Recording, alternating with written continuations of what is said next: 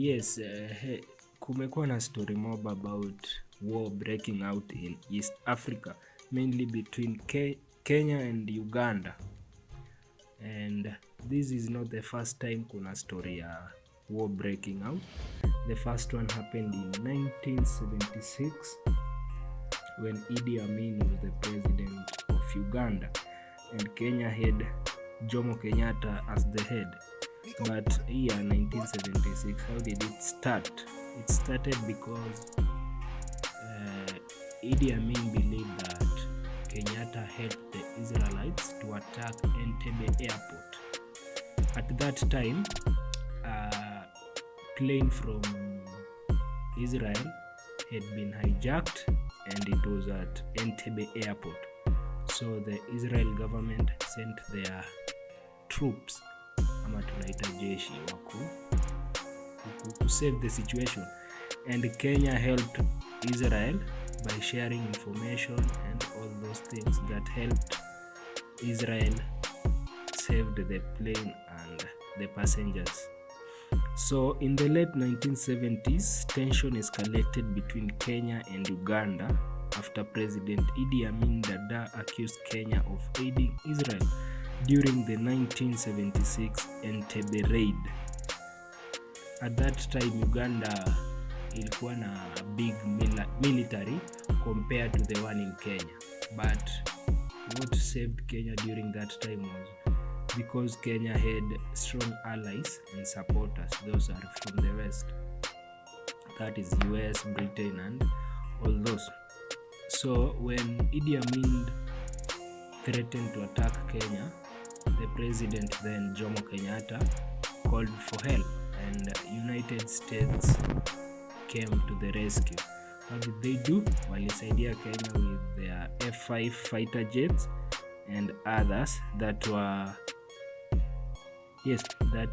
patrolled on the Kenyan airspace. This is to make Uganda see that yes, hata tukiamua kuattack Kenya, whatever they have, the fighter jets that were being seen on their airspace, they were strong compared to what Uganda had. And also this time Idi Amin was claiming that he wanted to get some parts of Kenya which were Ugandan territory. This is, for example, mainly it is where Rift Valley passes through Kenya. Even the border between Kenya and Uganda was drawn in 1902, and even in the book Not Yet Uhuru by Jaramogi Oginga Odinga states that, and I quote, inasema at the beginning of 1902, Kisumu, the capital of Nyanza, was previously part of Uganda. On April 1st, 1902, Nyanza was transferred to Kenya and given its new name of Nyanza. The boundary divided the tribal lands of the Luo and Abaluya people. So in this quote he says mainly Nyanza because he was in Nyanza, but largely it was all of east or west. Mainly Rift Valley yote kuteremka ilikuwa iko part ya Uganda. So Kenya ingeanzia hapo hivi, maybe Nairobi kukuja hivi and all those part vile iko kwa map, but sasa it was drawn and nini. So Idi Amin in 1976 said he wanted that part back to be Uganda. Kenya inafaa kumrudishia, but how did the president of that time respond?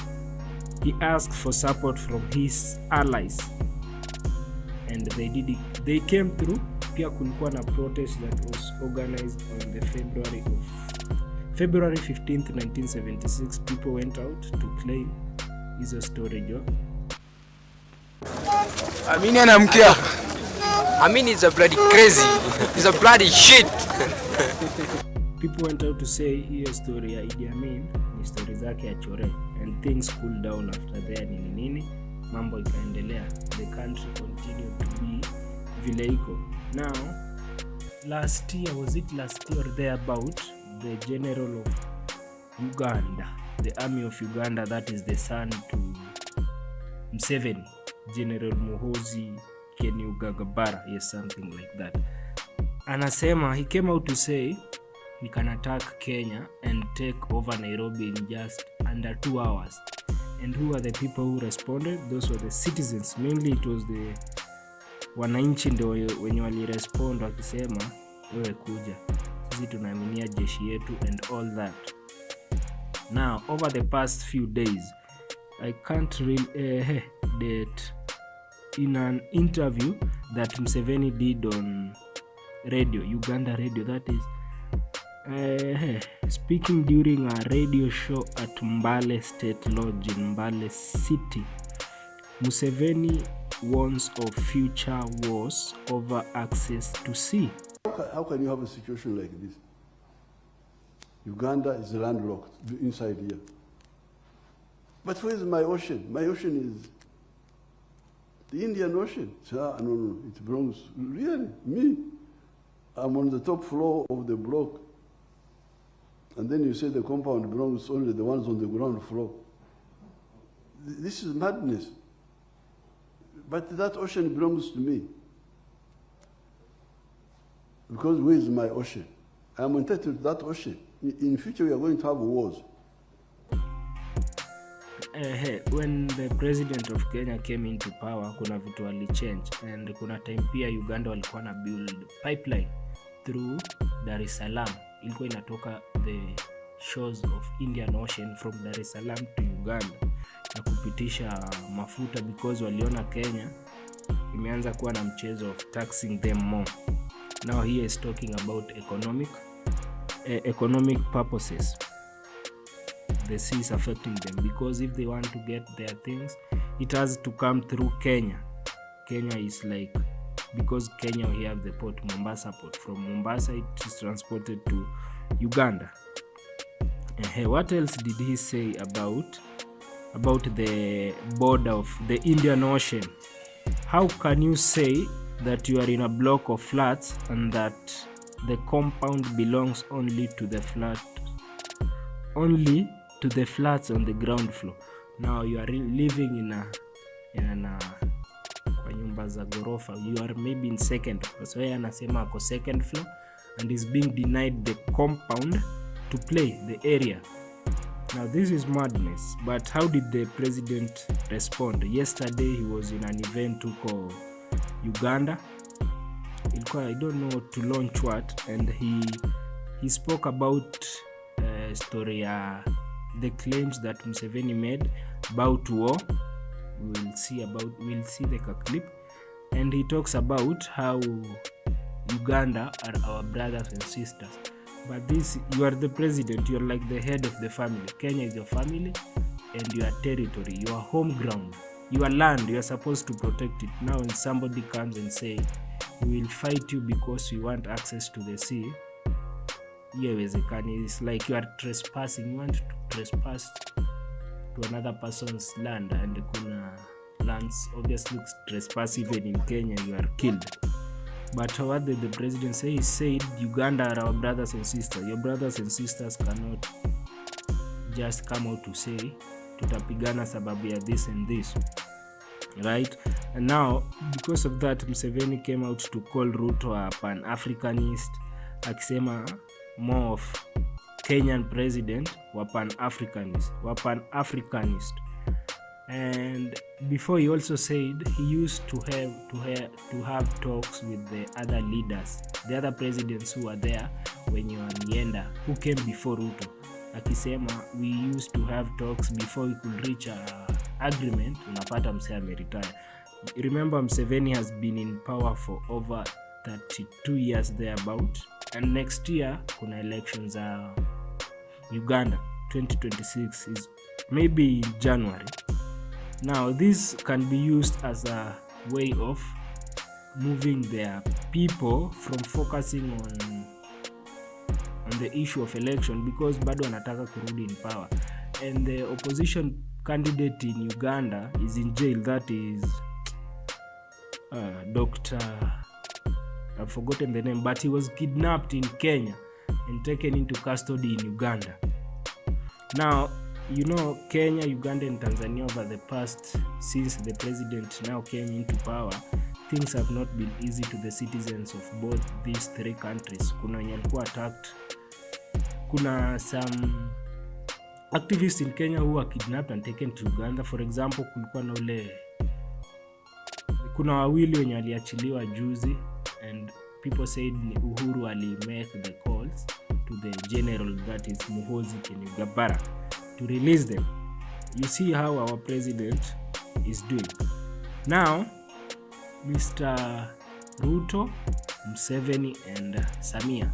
In Kenya, we had protests during the Finance Bill 2024, and we saw some police officers attacking the citizens. But when it came out, it was claimed that these people are not Kenyans police, they were from Uganda, who are attacking the protesters in Kenyan soil, and hakuna kitu ingefanyika. The same happened in Tanzania over the like a month ago during the election that was in October 29, 2025. Wase waliwawa, na pia kuna wenye who came out to the internet kusema kuna some police officers who are in Tanzania who are attacking their people who are from Kenya and others from Uganda. You can see the pattern here. Now next year is election in Uganda, and we all know that we have seen what happens in Uganda. In the internet we see there is Bobby Wine, who is also a contestant, but mainly he was under house lockdown. Now if election come next year and protests come, obviously people will protest, and the president will also need help from his neighbor, that is Kenya and Tanzania, if Samia will still be in power, because as things are going, it is not looking good for her.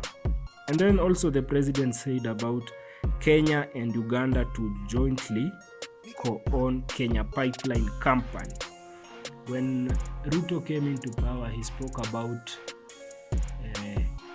making some company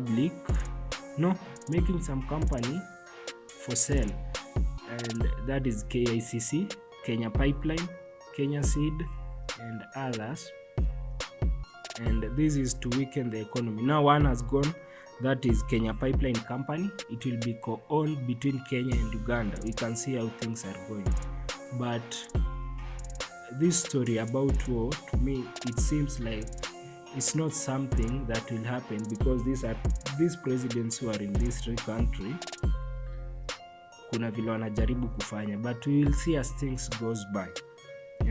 Yes, so let us continue observing what happens in the next few days and see how things go about. This is K4 Entertainment. Like, subscribe, share, comment, tell a friend, and continue supporting us. See you on the next episode.